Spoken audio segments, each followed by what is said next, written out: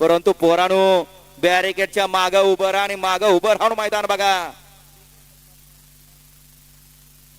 नाहीतर घरचे म्हणतील पोर गाड्या सुटल्या. शेवटचा सेमी या मैदानातला 8 पळतोय आणि 8 मध्ये लढत चालू आहे. कोण होणार फायनलचा मानकरी? अतिशय सुंदर अशी लढत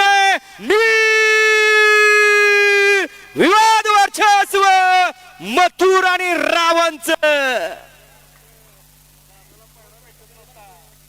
दादा आतापर्यंत अंधारात होते, परंतु बबन दादा चव्हाण लासुणेकर आज खऱ्या अर्थानं उजेडात आले.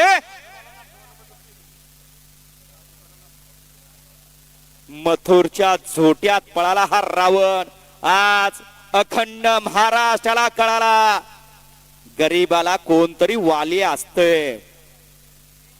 माग कुठेतरी या ठिकाणी राहुलभाई बोलले होते, माझ्या आजोबा समान आहेत आणि आजोबा समान असलेले बबनदादा चव्हाण लासुणेकर यांना शब्द दिला होता, कवाही आणि कुठेही गाडी हाणाय आपण सांगा, तिथं आपला मथुर तुमच्यासाठी उपस्थित राहणार. आणि जसं बोललं त्यांनी ते करून दाखवलं. मथुर दिला रावणला आणि रावण आज फायनलला पात्र ठरला. सेमीफायनल 9चा निकाल, सेमीफायनल 8चा निकाल, सेमीफायनल 8चा निकाल आहे. तास क्रमांक 3 वर धावलेली गाडी आई गावदेव प्रसन्न कुमार रणवीर राहुलभाई पाटील अडवली कल्याण यांचा मथुर आणि त्यांच्या सोबत आई नवरादेव प्रसन्न बबनदादा चव्हाण लासुणे यांचा दुसरा किंग रावण. रावण आणि मथुर आजच्या या मैदानातील 8वे फायनलच्या गुलालाचे मानकरी ठरले आणि क्वार्टर फायनल साठी गाडी पात्र ठरली.